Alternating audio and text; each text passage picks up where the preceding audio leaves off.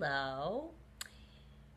From the beginning of this channel, if you've been watching the whole time or if you go back and look at the beginning videos, I mentioned many times that the reason I started this channel is to help any one of us, any one of you, regardless of what stage you're in with the narcissist, whether you are trying to break up with them, just broke up with them, can't seem to leave, in a relationship, marriage for 30 years, and you're, I don't like to use the word stuck, but you might feel stuck there. Remember, there's all different people watching this channel, right? I read all the comments. We're all in different, or I try to. We're in all different phases, so we all have to remember that we're seeking different advice, right? And I always said that if I come across something that may help you, regardless of where you are in that cycle, I'm going to share it with you if I come across something that helps. I want to talk about, I call him the 5% guy. I want to revisit this because I've had people ask me about it again. And I looked it up for another viewer, and I mentioned it in video. It was number 74. I think the first time I talked about it. And I want to elaborate, and here's why. The recent video I made about were we ever really in love with the narcissist? My answer is no. But that's a tricky question and answer. Because the flat no can make you feel almost like your feelings are invalidated, right? It invalidates a lot of us, a lot of what we felt, a lot of what we went. What do you mean? If I didn't love him, then what was it? I'm smarter than just, no. The 5% guy is kind of how I allow myself to reconcile the whole thing, and let me explain. It gives me permission to have loved him, in that I excuse or ignore for a minute the 95% of him that is real and awful and horrendous and all of this. That's the real him. I'm aware of it. You're now aware of it. If you're on this channel, you know it. But I allow myself, that 5% guy who is fake, who isn't real, who doesn't exist, but I allow myself to think of that in terms of, that's the guy I give myself permission to have loved. That's the way I reconcile it, in terms of, well, I did love the 5% guy. I did. Absolutely I did.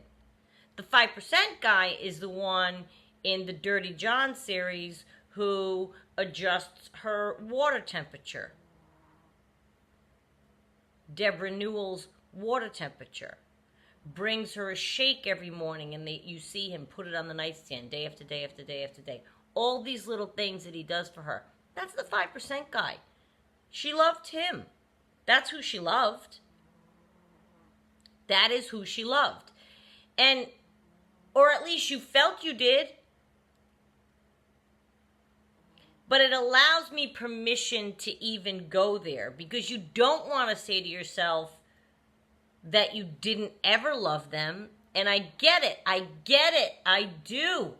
It's tricky, because you don't want to invalidate your own feelings that you know you had. Well, if I didn't love him, why'd I cry my eyes out for 17 days straight? It's the 5% guy. And it's okay. You can give yourself permission for loving that person. Or girl, by the way. My pronoun is guy. He. It's okay to give yourself permission, as long as you remember and recount and remind yourself that person is not real. They're never going to be real. They were never real. It was a mask. It was fake the whole time. I am so sorry to keep saying that. But it is the truth. It's the one equivocal truth. about all of narcissists everywhere is that they have a mask, it eventually drops, and you see the real them, which is the 95% guy.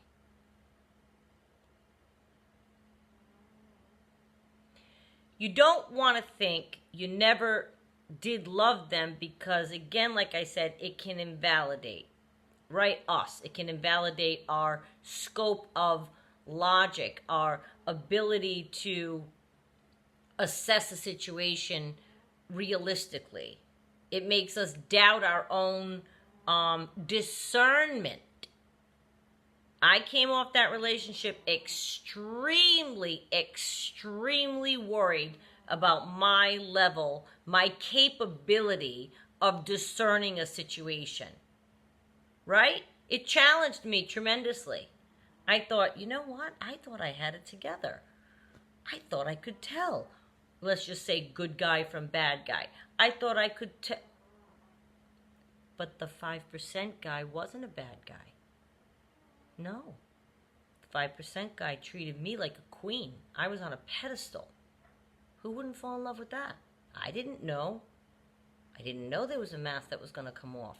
I didn't know that there was behavior that was coming down the pike the whole time. And we all have our list of things, like Deborah Newell, whether it's the water temperature or the shake on the nightstand or whatever your list is. The details, again, I'll say it till I'm blue in the face, don't matter. You have, what's important to you is different from me, different from her. I don't want to shake first thing in the morning. I wouldn't want that. She did. Apparently, he caught on to that, and then he ended up doing that for her. That had to be the case, right? So they adjust and reflect back to you what they think that you wanted. How can you not be in love with somebody like that? Who does that? Who goes through the effort, right? Somebody's exerting effort on you and they're reflecting back your desires. It's okay. This helps me. It helps me because I separate him into two people. Even though 100% is one, I get that, is one person. I still think of it as two different people. And the one person was just 5% and the other one is 95. And I think 5% is generous. I think really that's generous to call his good side the 5% guy. It's probably more like 1% of them, but I'll give it 5%. I'll give it 5 just to make it even. But that 95% guy is real. Is very real. And the 95% guy is the guy that was talking to other people behind your back. The 95% guy is the one that would call you names or make you feel bad about yourself, or absolutely 100% of the 95% guy will call you nuts for even having the gall to think they would behave that way. Don't you love that one? How dare you think I would do that? Oh my God, is that where we are? Oh, I love that when they lay it on that thick. That, after all we've been through, you think I would do that to you? And the whole time they're doing it to us. I'm sorry, Minnie. The whole time they're doing it to us. That's my favorite. Is when their reaction is so emphatic so as to make you think that you're insane for even asking, which of course is the gaslighting. That's the 95% guy doing that. You can't picture your 5% guy doing that. He was a sweetheart. He was attentive. He was doting. He was loving. He was funny. He sang with you. He danced with you. 5% guy. Give yourself permission. It's okay. It released a lot in me when I started to think of it that way, because I felt like, oh, okay, that explains it. I'm not losing my mind that I thought I loved this person and now I don't. I'm not losing my mind that I didn't know this negative was coming, but it did. I'm not losing my mind that I didn't have the discernment to see that that negative was coming. How would you know? How could you possibly have known that that negative was coming?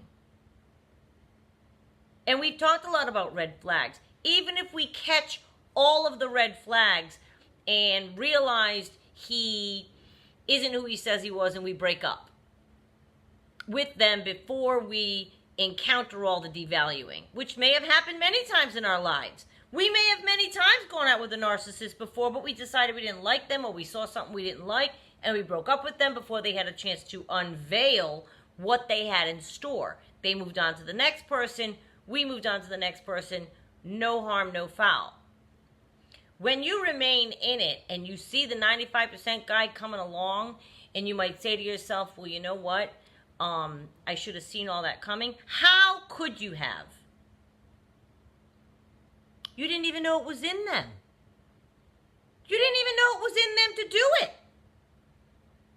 So ease up on yourself. Of course you're going to love the 5% guy. He charmed you. And you had no reason. So, we talked about red flags. Again, so this is what I was saying a minute ago. I digress. If you caught all the red flags, or at least a few of them, and you're like, something's not right about this guy, and you break up with him, and you avoid the 95% guy, you're still going to remember that 5% guy fondly, and you're probably going to have a soft spot for them. Because that 5% guy can be so phenomenal. But it gives us permission to think that we weren't necessarily losing our minds, because now we know all the negative, so it's hard to think that you ever loved them. At the same time, knowing everything negative makes you embarrassed that you ever did love them. You feel duped. You feel, right? But just allow it to be two separate people. It's okay that you loved this guy. It is okay. It is all right. He just wasn't real. And that's the part you have to accept as well. And I accepted that 100%. He was never real. Is that hard? That's a hard pill to swallow? Of course. Of course. Yep. Absolutely is a hard pill to swallow. But it's their truth, not mine. It's their truth, not mine, that they're going through duplicitous in life, and they're going through pulling the wool over people's eyes, and that's never going to end for them. That's going to be their life forever. Acting one way, then being found out. Acting one way with somebody else, and then being found out. Doing it again and again and again. At least I only went through one cycle with this guy. He has to do that cycle for the rest of his life. Be the 5% guy, and then have the 95% guy come out. Just allow it to enter your mind so that you can reconcile whether or not you ever loved this person. It turns out the answer is no, because he's not real. But it allows me permission to at least be easy on my mind that I ever did feel that way about him. It was only the 5% guy. He's not real. The 95% guy is the real him, and then you move on. So be easy on yourself. It's hard to figure that out. Well, did I love him or not? I don't understand. Wait. Okay, you did, but it was the fake guy. And it's okay to say out loud. I've said it many times. If it were the fake guy, if I met somebody who was like that fake guy that I met, I would be in love forever. If that person existed. That person existed. And even with the 5% guy, if I look back, not even. Because when you think about it, there were red flags in the middle of all that. Of course there were. And I'm sure there were for you as well. So really the person that I would say that I could be in love with forever would be the 5% guy without any of the red flags. Because they were peppered throughout. Even when he was being the 5% guy.